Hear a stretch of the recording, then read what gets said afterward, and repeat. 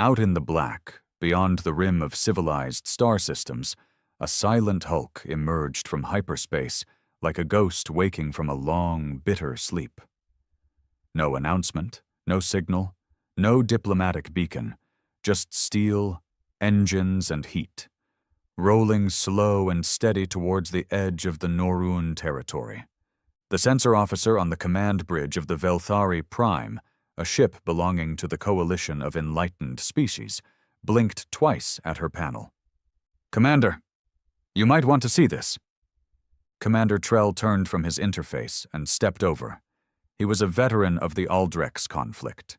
Cool-headed, always rational. He didn't blink easily. He blinked now. "Zoom," he said. The image sharpened.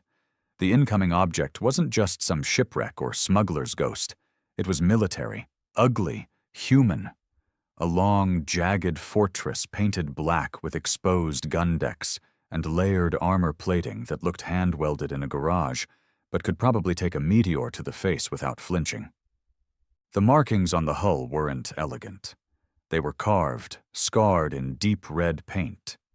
EHS Warsaw. Terran Dominion. Below that, a message written in crude, archaic Terran script. "We don't talk, we win." Trell stepped back. "Full alert. Activate shields. Signal the Council. Red alert across the sector." They scrambled. Too late, because Warsaw didn't slow down. Back in the belly of the Terran warship, Commander Raylan Hurst stood on the forward deck like a wolf at the edge of the forest. He didn't need to give orders anymore. The crew knew what to do. These weren't politicians in uniform.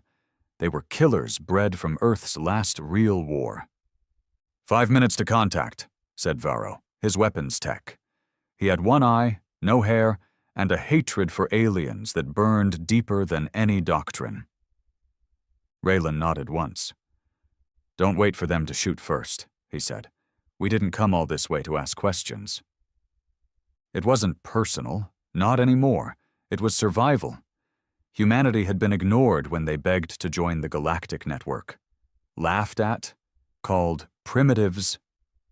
So Earth went quiet for 50 years. They'd built in silence. They'd trained in silence. Now they were back, and the first message was about to be written in blood and fire. The Velthari Prime hailed them, repeatedly. They even tried speaking Terran Standard, which hadn't been used in almost a century. "This is Commander Trell of the Coalition cruiser Velthari Prime.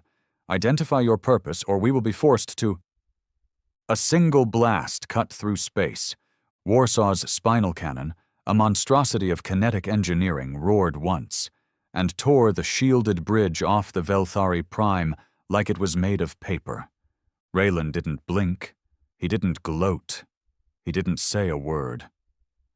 The warship glided forward, weapons spinning to life. No transmissions. No mercy. The Coalition's fleet scrambled, but the truth hit them like ice water. This wasn't a rogue ship. It was a statement.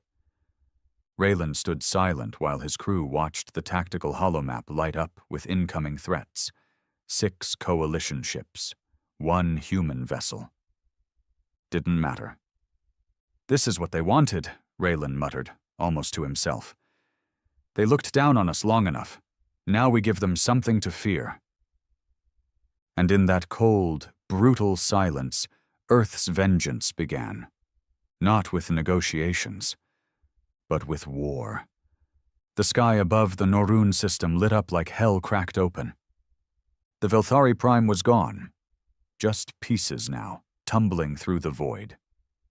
Its final transmission cut mid-sentence, still stuttering across nearby comms as broken noise, static, and the faint sound of a scream.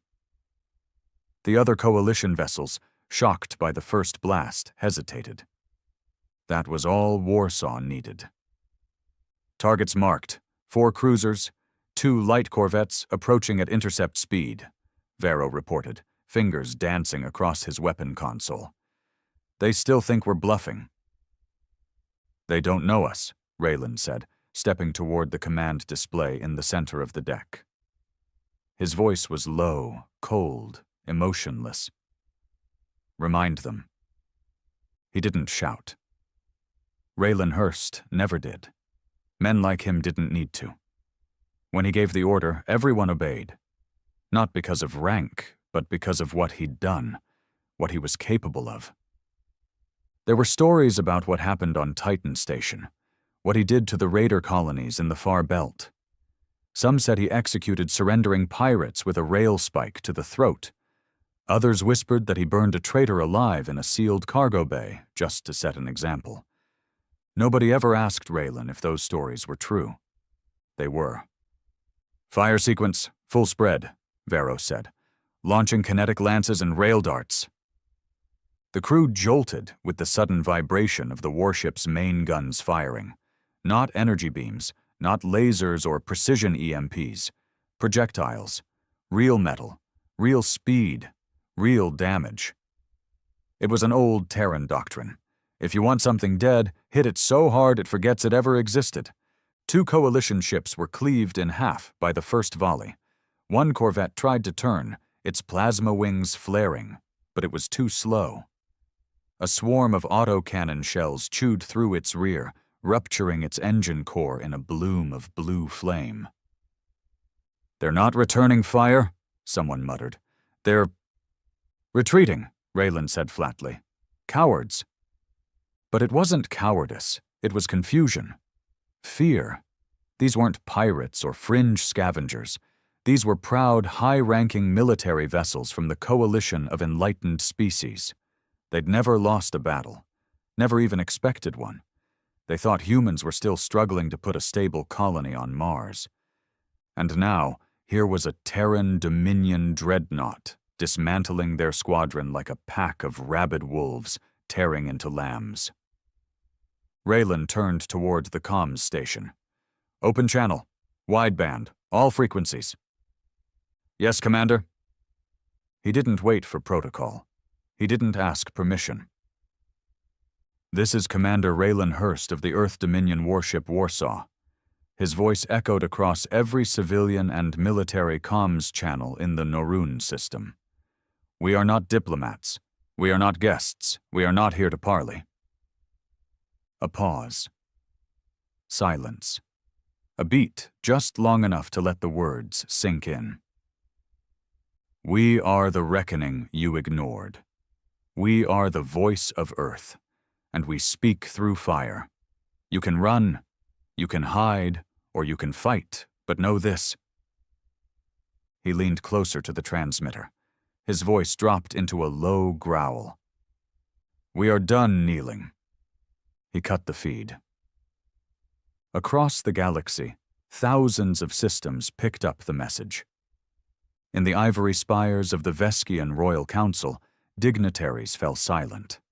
In the crystalline towers of the Teller Senate, meetings were halted. In the far ice reaches of the Gir Republic, generals stood from their chairs and looked to the stars in quiet dread. Humanity wasn't asking to join the galactic fold anymore. They weren't knocking on the door. They'd kicked it down with a boot wrapped in gunpowder. Back aboard the Warsaw, the battle was over. For now. The 6 coalition ships lay broken in the void. One of the larger wrecks still vented atmosphere and escape pods, tiny metal coffins drifting aimlessly. Raylan didn't order their destruction, not because of mercy, but because they weren't worth the ammo. "Set course to Noruan Prime," he said. "They'll be mustering a fleet to defend the planet."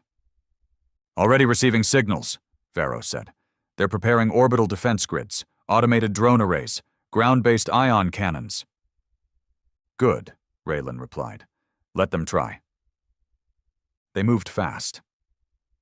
In less than an hour, Warsaw entered Noruan Prime's defensive perimeter. The planet was a jewel, blue and silver, wrapped in protective rings and orbital stations, symbols of wealth and technological superiority. Raylan didn't care. He'd seen Earth after the Great Silence. He'd watched his brothers die in the scrapyards of Europa. He'd stood on the broken bones of cities that begged for help from the Coalition and were ignored. He remembered the transmission Earth sent 70 years ago, the one where humanity asked for assistance, sanctuary, maybe even inclusion. It was rejected, not out of hatred, but something worse, pity. The Coalition saw humans as children, apes barely off their planet, not worth a response. So Earth stopped asking, and they started building, in bunkers, in secrecy, underground labs beneath the radioactive deserts of Australia, space factories in the gravity wells of dead moons. Everything was hidden. Every breakthrough kept off the grid. No signals, no signs, just slow, brutal progress born out of betrayal and rage. Now they were finished hiding. The alarms on Warsaw blared as orbital weapons locked on. Raylan stood firm. "Incoming ordnance," Vero shouted. "Multiple plasma bolts, one mass accelerator, impact in—" "Hold shields," Raylan interrupted. "But I said hold." Seconds passed. The plasma slammed into the hull. Boiling blue fire spread across the armor but didn't penetrate. The mass accelerator hit next, rattling the interior like a giant's hammer blow. The lights flickered. Some sparks rained from the ceiling. Still the ship held. Then Raylan spoke. "Now, return the favor." The ground on Norun Prime trembled. From orbit, Warsaw unleashed its fury. No precision, no strategy, just overwhelming, relentless fire. The first strike vaporized a military outpost. The second cratered a city block near the planetary senate. The third ignited the upper layers of the atmosphere with a chain reaction of detonated satellite grids. Within 15 minutes, the skies of Norun Prime turned red. Down below, panic spread like wildfire. Civilians screamed in the streets. Governors and officials scrambled to reach underground shelters. Entire defense regiments stood frozen, staring at the sky as the clouds burned and fire fell like judgment. The Coalition had never been invaded, not once in their 1,000-year reign. And now, one single Terran ship was burning their capital planet alive. And it wasn't even using half its arsenal. Back on Warsaw, Vero leaned in toward Raylan. "They'll be forced to respond now, maybe even send the Council Guard." "I'm counting on it," Raylan said. "This isn't just about Norun. We're dragging the whole damn galaxy into this." His hands clenched behind his back. The metal plating on his knuckles creaked from old war scars and cybernetic grafts. "They called us savages," he muttered. "They thought our wars made us weak. But war was the only thing that ever united Earth. We bleed, we scream, we suffer." He turned to the crew. "But we never kneel." The bridge fell silent. Then, slowly, like a rising wave, the crew began to nod. Grim, quiet, ready. They knew the stakes. There was no going back. Earth wasn't trying to join the galaxy anymore. It was going to conquer it. Far away, in the heart of the Coalition homeworld, the High Council finally convened. Dozens of species, hundreds of voices, panic, rage, fear. They destroyed Norun's fleet. That warship is an abomination. Why wasn't Earth monitored? Who gave them this technology? The head of the council, an ancient being known only as the Arbiter, raised his hand. "We underestimated them," he said slowly, "and now they've declared war." He paused. "Prepare a retaliation fleet. Send word to all sectors. Earth must be neutralized." But Earth wasn't waiting. The Warsaw turned its engines toward the stars, not to flee, but to charge forward. Because Raylan knew something the Council didn't. This wasn't the only warship. It was just the first. Raylan stood in his private quarters, staring at the old photo bolted to the inner wall.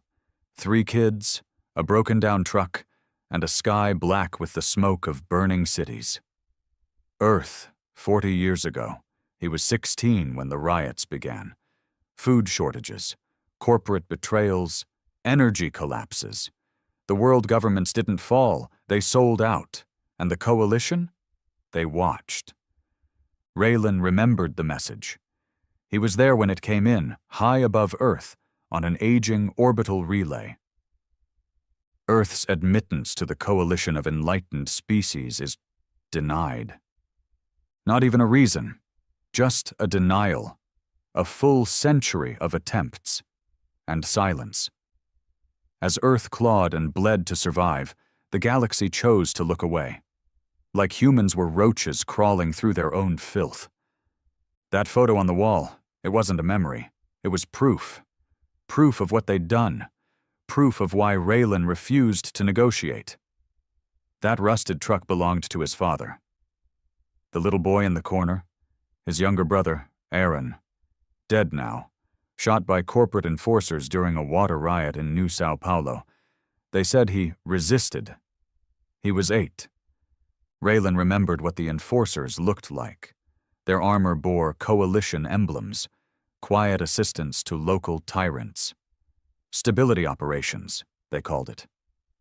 Another excuse to let Earth rot from the inside out. He didn't cry anymore. He stopped after Aaron, after his father hanged himself when the wells ran dry. "Commander." The door slid open. Vero stood at attention. Raylan didn't turn. "What is it?" "Encrypted signal came through. It's from Earth." Raylan finally turned. His jaw clenched. His eyes narrowed. "Patch it through. Direct to bridge." The main display blinked to life, revealing the rough, flickering image of a woman. Older, grizzled, wearing the steel-gray coat of the Terran High Command. Behind her, the battered flag of Earth hung on the wall, stained by soot and bullet holes. "Commander Hurst," she said, her voice like gravel. "Report." Raylan straightened, hands behind his back. "Norun Prime's orbital defenses are gone. The fleet stationed there was neutralized. Civilian casualties are extensive." "Good." That was all she said. Then she leaned closer. "We're activating Protocol Typhon." Vero froze. The other crew members stared. Raylan's face didn't change, not even a twitch. "Are we sure?" "Yes." The woman's voice cracked. "They're assembling a retaliation fleet. We intercepted their Council transmissions. They'll strike Earth within a week." "And Typhon is the only way to stop them," Raylan said, finishing the thought aloud. The woman nodded once. Her eyes gleamed with something close to guilt. "You knew this day would come. You were bred for it." And she was right. He was bred, not born. One of the original batch of Dominion commanders, cloned, enhanced, trained without families, without softness, forged in fire and buried under lies until they learned how to fight like monsters. Raylan's eyes darkened. "I'll initiate Phase 1. "Make it clean," the woman said, and loud. The screen cut to black. "Typhon?" Vero whispered, like the word itself was radioactive. "We're going to light the fuse," Raylan replied. He tapped a sequence into the terminal, unlocking a command archive buried beneath layers of fail-safes. The bridge darkened. Alarms dimmed. The red war pulse lighting faded to cold blue. "Bring up the sector map," Raylan said. A holographic display lit up the bridge, a swath of coalition space with Earth tucked into the dark outer rim. But suddenly, a string of red triangles blinked to life across the outer colonies. Silent beacons, long dormant. These are our sleeper fleets, Raylan said quietly. Constructed in asteroid belts, powered down, hidden under mining shells and calm blackouts. Varro's throat bobbed. How many? Raylan glanced at him. 37. Varro staggered. 37 warships? Raylan nodded. All Terran made, all under Dominion control, and all waiting for one order. He entered a final code. Now they have it. All across the galaxy, in the darkest parts of space, old machines woke up. In the shadow of the Garn Belt, a fake refinery split open, revealing the heavy body of a Terran destroyer. Its core roared to life. Its weapons blinked red. On the edge of the Lyskar system, a derelict prison transport drifted lifeless, until it began to move again, unfolding armored panels and extending its kinetic barrels. Everywhere, across sectors the Coalition thought were safe, dormant warships emerged from hiding. But the Warsaw wasn't just the first. It was the signal. The Warsaw set course for its next target. Kairos Station, a communications nexus linking 5 major Coalition sectors. Cut it, Raylan had said. Take away their eyes and ears.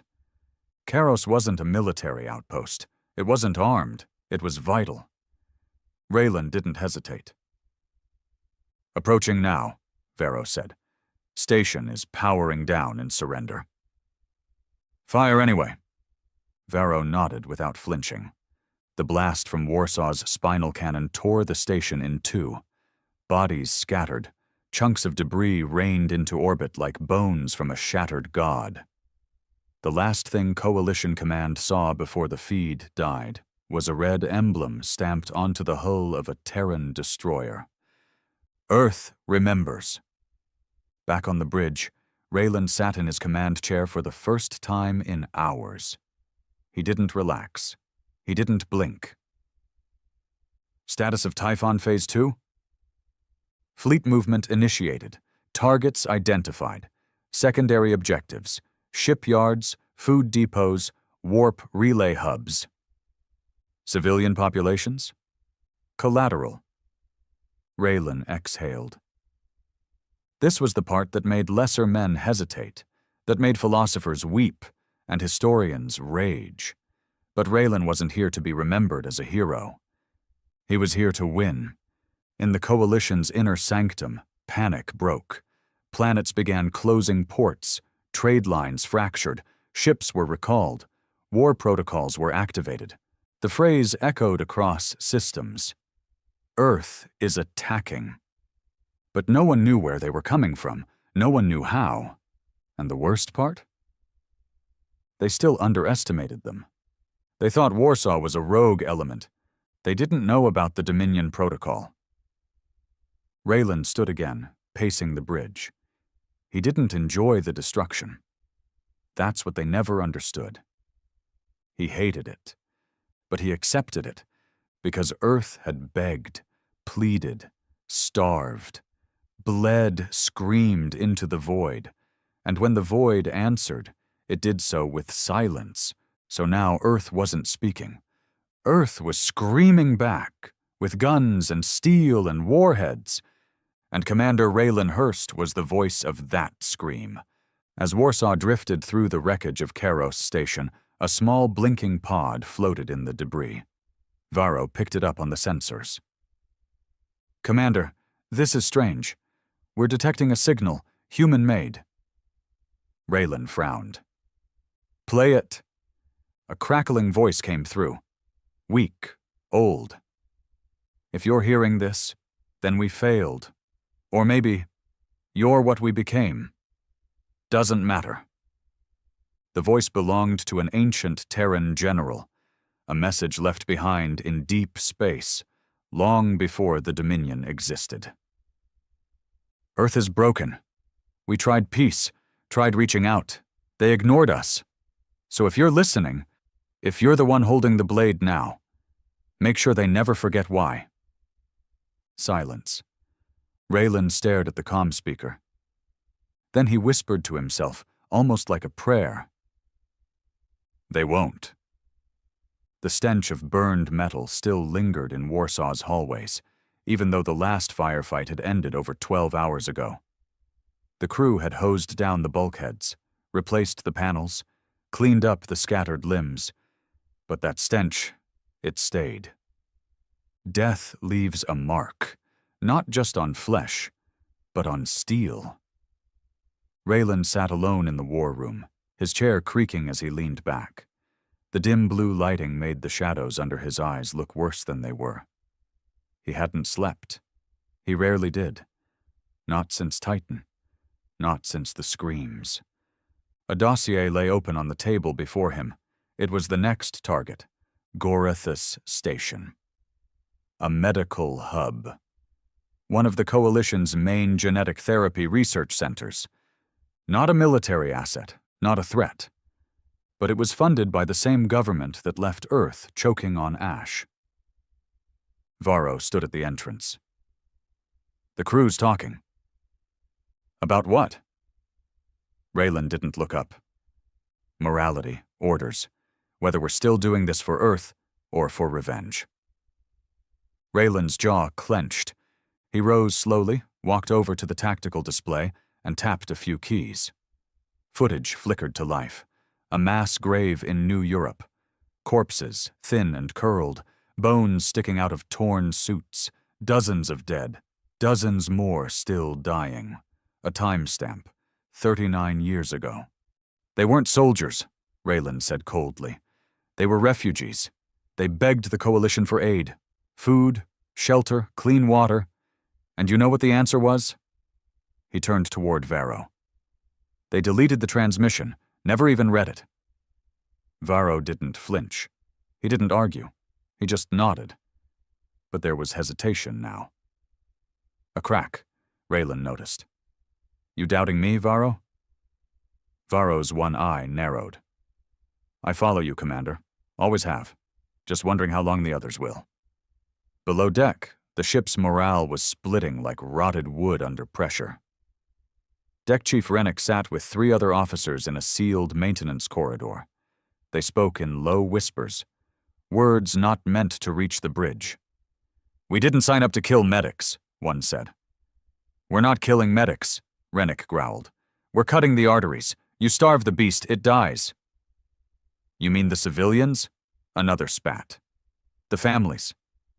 Rennick leaned in close. Earth begged. We begged. They ignored us. Don't forget that while you clutch your conscience, this ship flies on the memory of the ones we buried back home. The others didn't reply. Silence filled the space, but seeds had been planted. Doubt grows fast in dark places. Warsaw reached Gorithus Station in less than 10 hours. Raylan stood on the bridge, arms crossed behind his back. His voice was steel. Disable comms. Fire on primary power conduits. Cut off life support. Wait, said Lieutenant Nash, one of the youngest on the bridge. Sir, there's thousands on that station, civilians, scientists, kids even. Raylan's head turned slowly. What did I just say, Lieutenant? Nash held his ground, barely. I'm saying this ain't a battlefield. This is a slaughter. Raylan stared, then stepped forward. You think they didn't know? Every Coalition citizen lives off the system that watched Earth die. They drink water from stolen resources. They eat while our cities turned to ash. So, no, I don't care what they claim they didn't know. Ignorance isn't innocence. Not anymore. He turned back to the screen. Fire. No one moved. Raylan raised his voice, just once. Fire! Varro flinched and hit the trigger. Warsaw's frontal cannons lit up. Gorithus Station was torn open. Hours later, Nash stood in the corridor, knuckles white against the steel wall, eyes red. He didn't move when Raylan walked past. Say what you need to say, Raylan muttered. You were right, Nash said quietly. They didn't help us. They deserved payback. I get that. He turned. But we're turning into the monsters they thought we were. Raylan paused, then stepped closer, low and sharp. You think I enjoy this? You think this is glory? I wake up every hour hearing voices of people I never met, screaming, burning, begging. So don't preach to me about monsters. I became one so Earth wouldn't have to. Nash didn't respond, but he didn't salute either. Later, in the tactical bay, Raylan met with Vero privately. Do you think they'll mutiny? Raylan asked. Vero hesitated. No, he said, but they're close. Good, Raylan replied. Let them feel something, but not too much. He pulled up a file, sealed, black-labeled, known only to top Dominion brass. Project Sunder. Vero stared. This is real? Raylan nodded. Deep intel extraction. We implant false distress beacons in Coalition trade lanes. When their patrols respond, we capture and dissect. Dissect? Technologies, memories, brain mapping. We find out everything they know, everything they've done, and everyone who let Earth suffer. Vero stepped back. You're going to use this? We already have, Raylan said. That's how we knew where to hit first. Vero's silence said everything. He didn't approve, but he didn't stop him either. In the coming days, Warsaw unleashed hell across 3 more sectors. They destroyed a fuel depot, leaving 3 planets crippled. They collapsed a warp relay, stranding thousands of Coalition ships. They hijacked a cargo liner filled with medical equipment and jettisoned it into a black hole, broadcasting the act to every Coalition channel. The galaxy was in chaos, and Earth was behind it all. Back in Coalition territory, the High Council scrambled. Panic turned to fear. Fear turned to desperation. They're not after resources, one diplomat said. They're after retribution. Another slammed his fist. They want us to suffer. No, whispered the Arbiter. They want us to understand what we did. Raylan stood in his quarters, staring at his brother's photo again. He remembered the sound Aaron made when he died, gurgling on his own blood, curled behind a shattered water tank, his eyes begging for help that never came.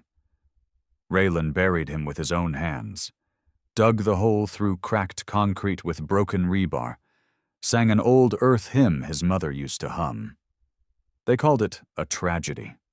He called it a crime. And now the bill was due. But cracks were spreading fast. Lieutenant Nash filed an anonymous report, classified as moral breach of protocol.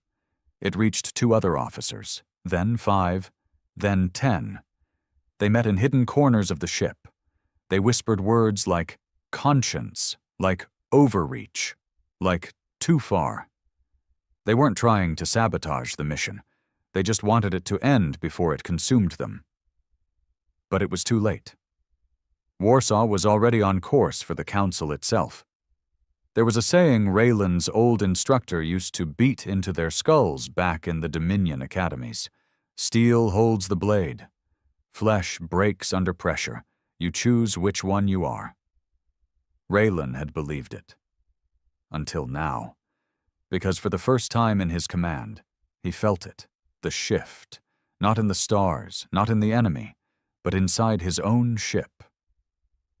The silence had changed. It wasn't respect anymore.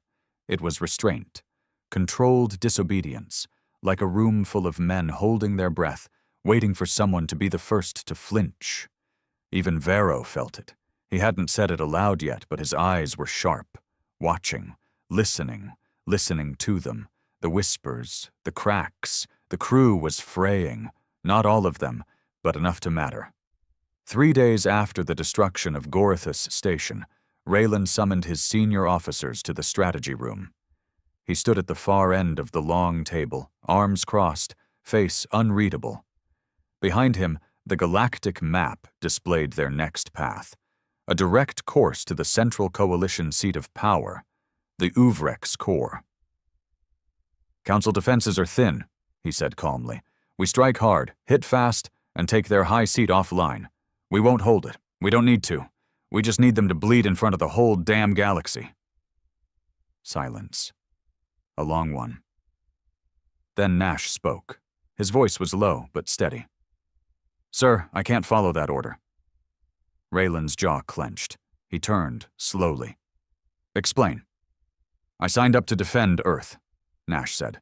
To protect our people, not to wipe out civilians, cripple medical stations, and slaughter without a line between enemy and innocent. He wasn't shouting. That's what made it worse. He wasn't scared.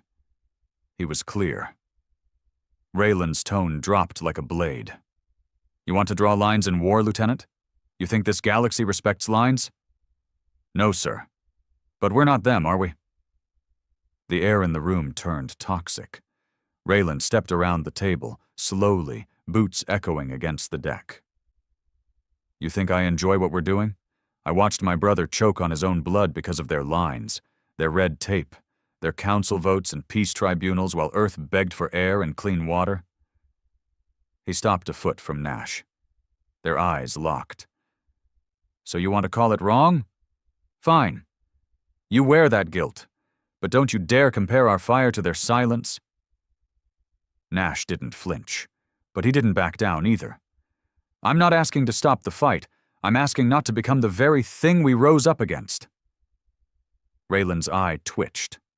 That moment, right there, that hesitation. It wasn't fear. It was pain. Deep, old, buried under decades of command.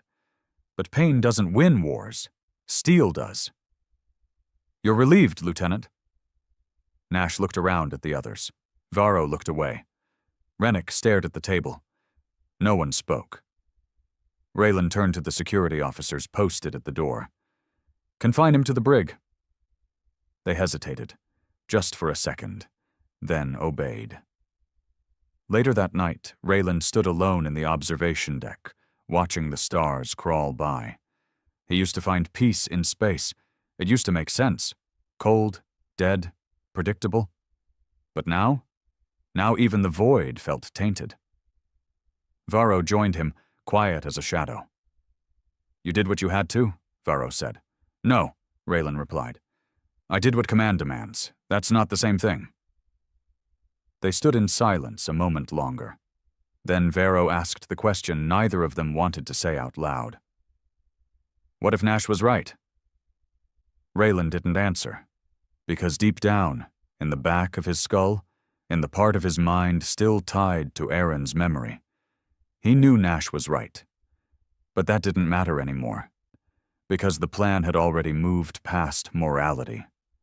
Earth had activated Protocol Marduk.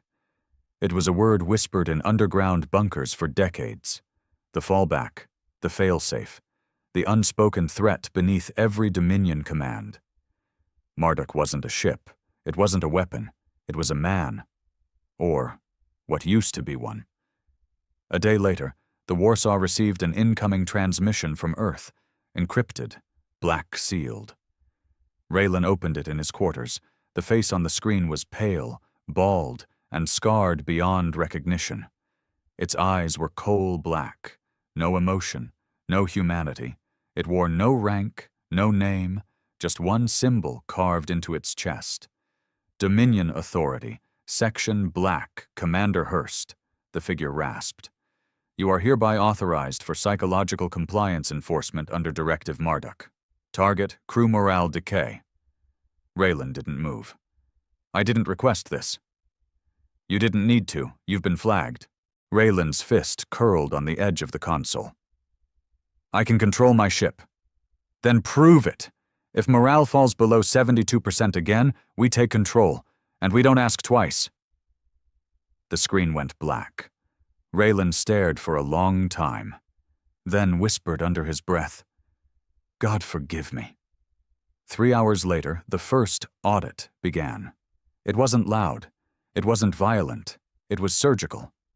Section Black officers, hidden operatives installed quietly over the last year, began isolating dissenters. Officers who had logged complaints, enlisted who muttered in the mess, engineers who paused before following an order. Nash was pulled from the brig. He was never seen again. Officially? Reassigned to Mars Sector. Unofficially? Raylan didn't ask. He didn't want to know. That was the price of command. But the fear worked. Within a day, discipline returned. The silence changed again, this time back to respect, or something that resembled it, but it wasn't loyalty. It was fear, and fear can only hold so long. The next mission was already in queue.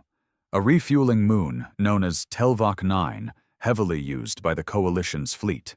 It wasn't a city, it wasn't even populated. It was a mining rock with drones and drones only. But it mattered. Raylan stood before the crew. This strike is surgical. We cut them off. This isn't vengeance. This is strategy. Nobody argued. Nobody cheered. They just nodded. That scared him more than anything else. The Warsaw dropped out of warp near Telvok 9, its massive hull black against the glare of the twin suns. Raylan gave the order. Missiles launched, systems fried. The entire mining network collapsed in under 6 minutes. Not a single living soul was lost. Still, it felt hollow. He walked the decks later that night, hoping to hear something. Laughter, argument, even pain. But what he heard instead was nothing. Not even Vero spoke to him anymore, unless it was mission critical. He had the most powerful warship in Earth's history under his feet. And he had never felt more alone. Back in his quarters, he opened the old photo again. Aaron, his father, the smoke. He whispered the names, one by one. A prayer, a penance, because even monsters mourn, and even monsters doubt. He looked into the glass at his reflection, and asked the question he couldn't bury anymore. Is this still for Earth? Or just for me? The dream came back again. Aaron's voice, barely a whisper. Choking, calling his name through the static. Raylan stood in the ruins of New Sao Paulo again, the fires behind him, his brother curled beneath the broken water tank. But this time, Aaron looked up, and he spoke. It was never about vengeance, Raylan. You just wanted to matter. Raylan jolted awake. He sat upright, covered in sweat, chest heaving, jaw clenched so tight he tasted blood. The warship's ambient hum buzzed in the background like a ticking time bomb. The dream was always the same. Only now, it was starting to feel real. 3 hours later, the Warsaw received a signal they weren't expecting. Encrypted, Dominion seal, highest classification. But it wasn't from Earth. Vero stared at the terminal. He looked shaken, pale. You should see this, he said. Raylan stepped over. The message was short, just coordinates. A location ping buried in deep space. Near the abandoned Ceres station, one of Earth's earliest outposts, long thought destroyed. But attached to it, a voice file. Raylan played it. The voice that came through the speakers stopped his breath. Raylan, if you're alive, then I was right. Come to Ceres. We need to talk. I've seen what Earth's become, and it's not what we fought for. It was impossible. It couldn't be. But it was. Commander Daxon Vale, Earth's first Dominion prototype, Raylan's mentor, officially killed in action 12 years ago during the Blood Rebellion. Raylan stared at the speakers, frozen. Daxon was the man who built the Dominion command doctrine, raised Raylan, broke him down, rebuilt him into what he was. He taught him to kill, taught him discipline, taught him the code, and then he disappeared. Killed during a betrayal by one of the early rebel colonies. Or so Earth had claimed. But if he was alive, then something about this war wasn't right. Raylan stood before his officers that evening. The bridge quiet, the stars crawling by behind the viewport like dying embers. We're changing course, he said flatly. New coordinates. Ceres Station Rennick stepped forward. Ceres is a graveyard. There's nothing there but ghost comms and scrap metal. Raylan turned his eyes toward him. Maybe, but we're going anyway.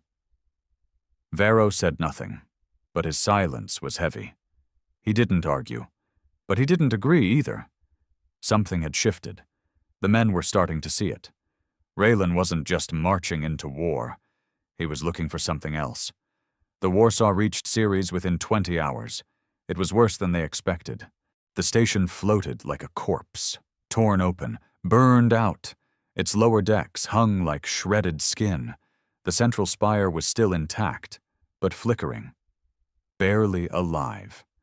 Raylan boarded it alone. He didn't trust anyone else for this. Not even Varro. He walked the corridors in silence. His boots echoed, his weapon stayed drawn, until he reached the command deck and found the man he once called Father.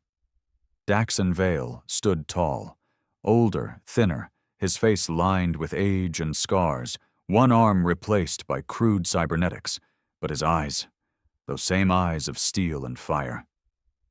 "Raylan," he said with a sad smile. "Didn't think they'd send you?" Raylan didn't speak. He just stared. "You're supposed to be dead," he finally muttered. "I am.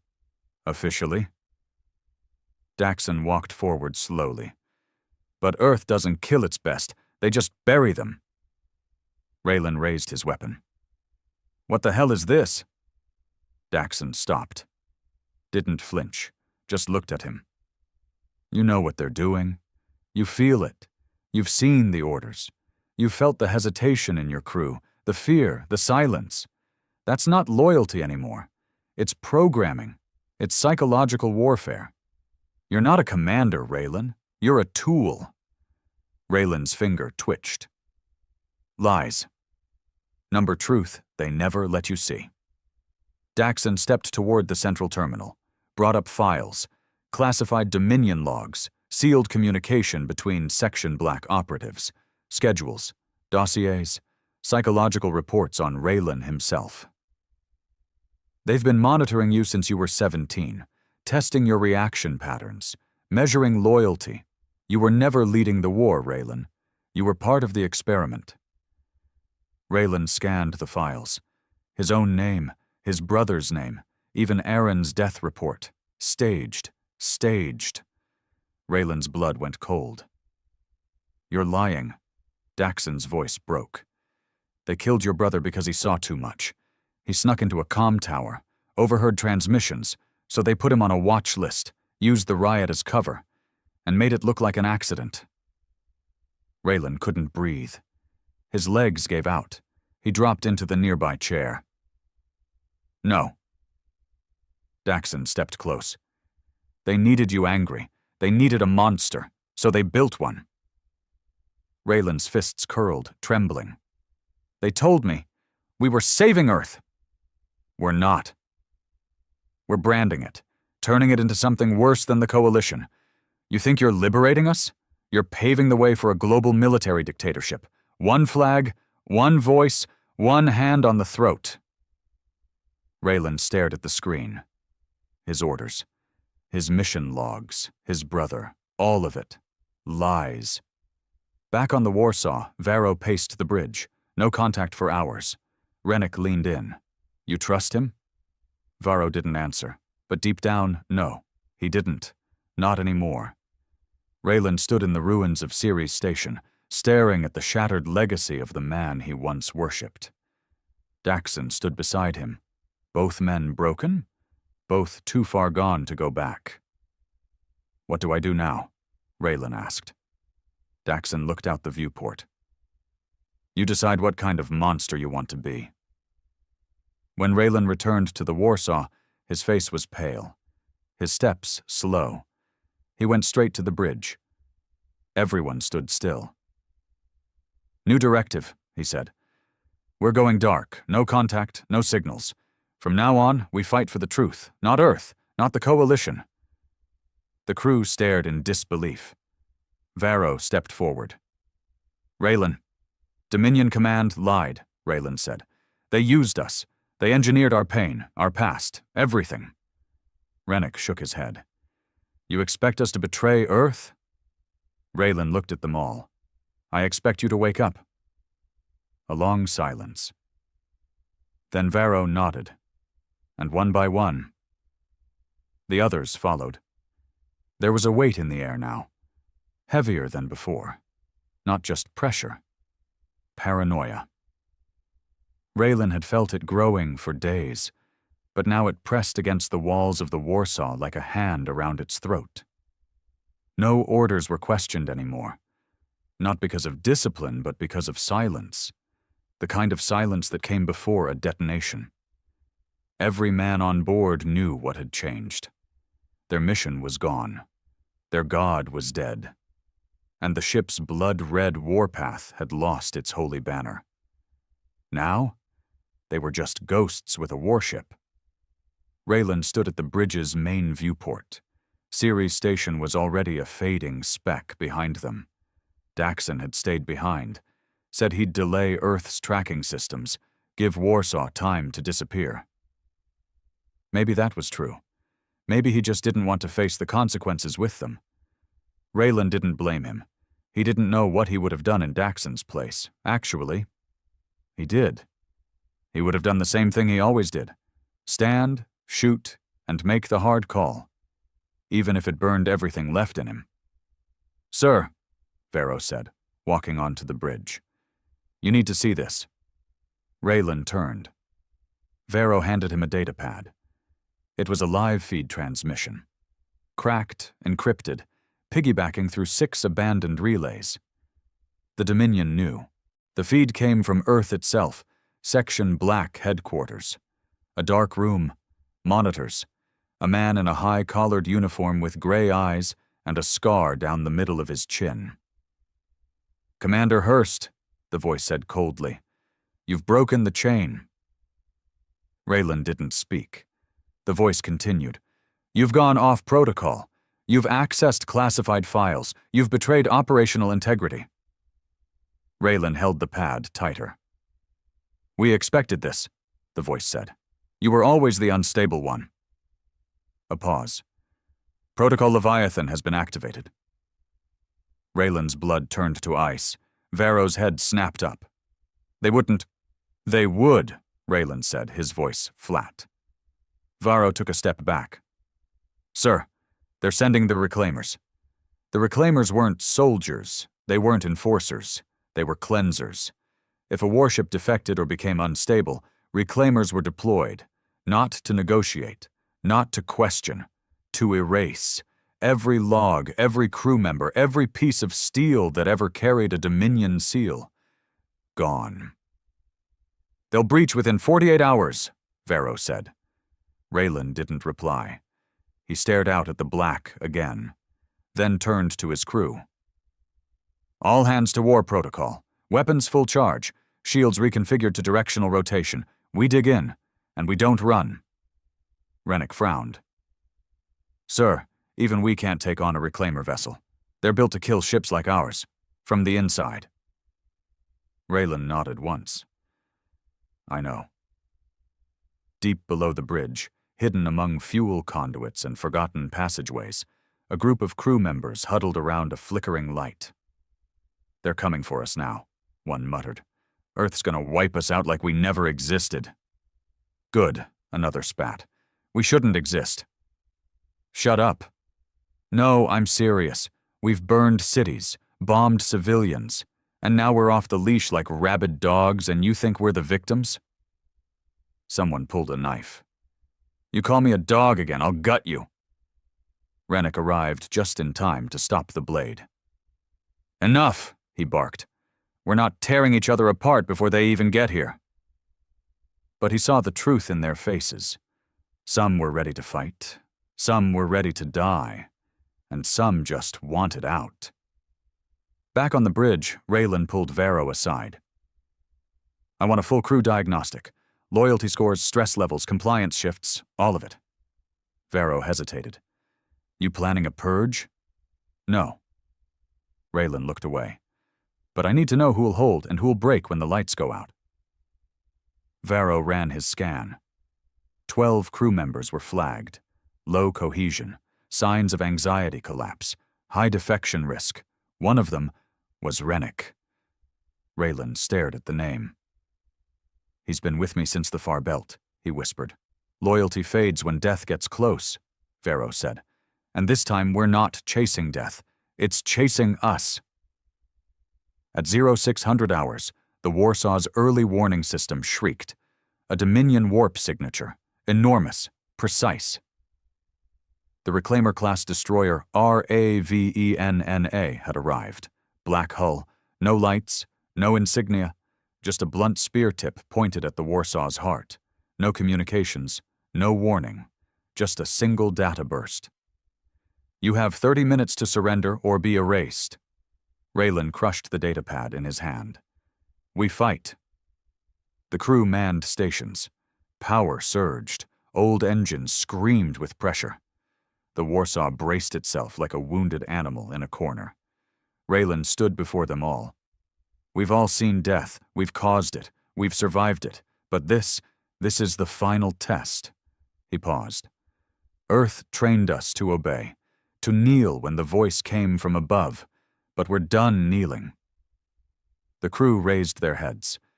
"This ship is our voice now, and it will not go silent." The Ravenna moved first. It launched nano-scramblers, microscopic machines that bypassed external shields and infected the Warsaw's systems. Raylan expected it. "Fire EMP shells!" he barked. Static-charged bursts detonated across the ship's exterior, shorting most of the incoming scramblers.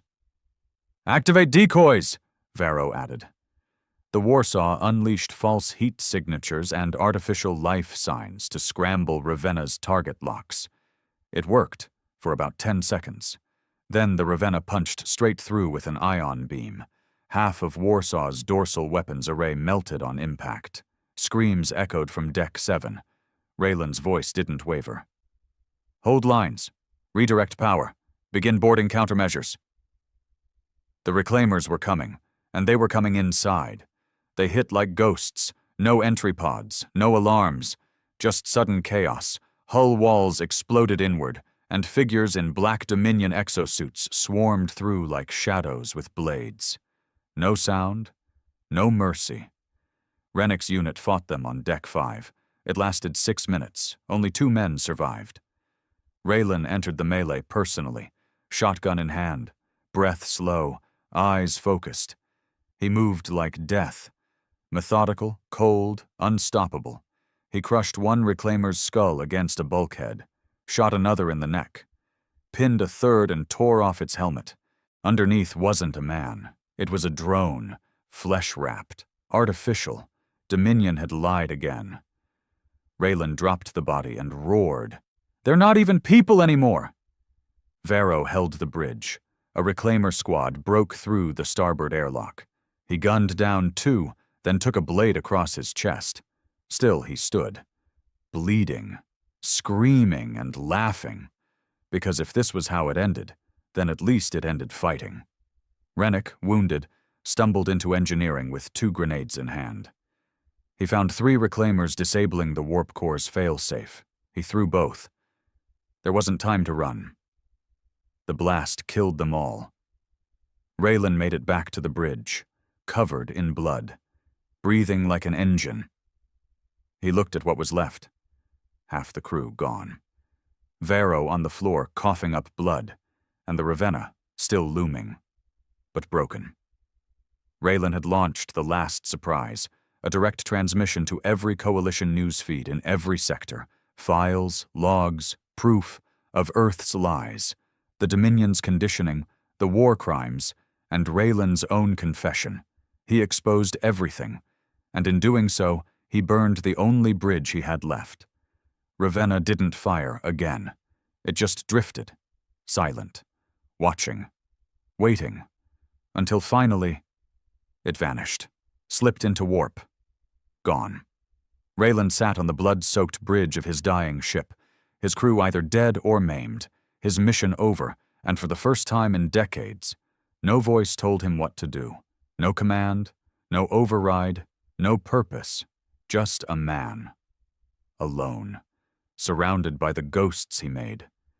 The lights on the Warsaw flickered like a dying heart. Smoke poured through shattered bulkheads. Fires had long since gutted entire sections of the ship. The medbay was silent, either because there were no wounded left, or no one to treat them. Raylan sat at the center of the ruined bridge, surrounded by the dead. Varro was gone. Bled out hours ago, smiling through cracked teeth, as if he was finally free. Rennick's body had never been recovered from engineering, just a melted hole and a pile of carbon. Raylan hadn't spoken since. Not to the surviving officers, not to Earth, not to himself. The ship was dying, and maybe that was fitting, because Raylan wasn't supposed to survive this war. He understood that now. He wasn't their hero. He was the bullet, meant to be fired and forgotten. Outside the viewport, the stars drifted by, cold and unaffected. The Ravenna was gone. Whether it had retreated, reconsidered, or recalculated, he didn't know. Maybe it had been waiting for Earth's final command to pull the trigger, or maybe it already had. And somehow, it failed. Either way, it didn't matter. The moment Raylan transmitted the files to the galaxy, the war had changed forever. The feed hadn't been clean, but it didn't need to be. The truth didn't have to be polished. It just had to bleed. Hundreds of worlds had seen it. Dominion kill protocols, engineered uprisings, controlled chaos orders on refugee camps. Raylan's entire psych profile, his trauma cultivated, sharpened, and weaponized. They saw Earth for what it had become, and they saw Raylan for what he was. Not a savior, not a monster, just a man who obeyed until obedience was no longer an option. The Warsaw drifted in silence. Only 27 crew members remained, most injured, most hollow. They didn't salute Raylan anymore. Didn't call him commander. They didn't hate him. They didn't love him either. They just existed, like he did, and that was worse than any punishment. A transmission crackled through the wreckage one morning, barely strong enough to reach them. It wasn't Earth. It wasn't Coalition. It was someone else. To the Terran warship Warsaw, this is the Independent Council of Solara. You are not safe, but you are heard. Raylan stood from the ruined command chair. He moved to the comm station, his voice rasped from disuse. This is Commander Raylan Hurst. I no longer represent the Dominion. A long pause. Then the voice returned. We know. That's why we're talking. They offered him sanctuary, not safety, not absolution. Just a rock in neutral space, a place to shut the ship down, let the crew walk away, disappear. No questions asked. Raylan said nothing for a long time, then finally quietly, send coordinates. They burned the Terran insignias off the hull before they arrived. Not for diplomacy, but shame. Raylan watched the red paint blister and peel under plasma torches. He stared as the words, "We don't talk, we win," disintegrated under fire. They had talked. Too late, and nobody had won. 2 days later, the Warsaw entered orbit above Solara's edge moon. Cold, lifeless, hidden behind a debris ring and electromagnetic fog. Perfect for the forgotten. Raylan walked the hangar as the last of the crew disembarked. Some limped. Some didn't look at him at all. He didn't stop them, didn't ask for gratitude, didn't offer apologies. This was their escape. He had no such door waiting for him. He stayed aboard the Warsaw. The others begged him to leave. Varro's old second-in-command, a woman named Idrin, even screamed at him. You think dying with this ship redeems what we did? You think rotting here balances the scale? Raylan didn't reply. He just kept walking. He knew the truth. There is no redemption, only finality. The Council of Solara honored their word. They didn't interfere, didn't dismantle the ship. They let it drift in low orbit like a grave marker. Once a week, a single maintenance drone brought supplies. It never stayed long. Raylan didn't use most of them. He didn't need much anymore. He recorded a message. It took him days to write it. Not for Earth, not for the Coalition, just for anyone who would listen. My name is Raylan Hurst. I was a weapon once, built by Earth, polished by lies, aimed at a galaxy that never heard us scream. They didn't kill my brother, not directly.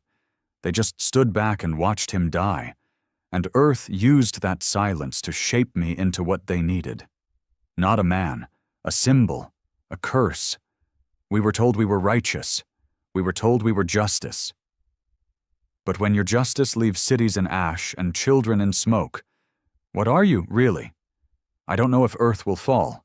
I don't know if the Dominion will rise again. But I know I won't be part of it. This ship is my silence now. And maybe that's the only weapon I've never used. He ended the transmission, didn't broadcast it, just archived it, buried it in the ship's core, for the future, for the broken, for the angry, or maybe just for himself. Days blurred, weeks. Sometimes he saw Aaron, in dreams, in shadows, in the flicker of failing lights. Sometimes he spoke to the steel, to the ghosts in the vents, to the past he couldn't change. Then one morning the supply drone didn't come. No signal, no warning, just nothing. Raylan stood by the window for a long time and smiled. Not because he wanted to die, but because he finally understood. The war was truly over. Not out there, but inside him. He walked to the ship's power core, entered the shutdown sequence. The engines fell silent for the last time. The Warsaw went dark. A tomb, a monument, a warning. Raylan Hurst sat alone on the bridge one last time. He pulled out the photo. Aaron, his father. The smoke. He placed it on the console and let the silence settle in. Not as punishment, not as surrender, but as the only truth left. The only way to end the noise is to stop talking. Some say the Warsaw still drifts in the Solara fog, untouched, unclaimed, forgotten. Some say if you listen close enough, the ship still echoes with one voice. We don't talk, we win. But others remember the second voice, the one that came too late, the one that whispered, "No more orders.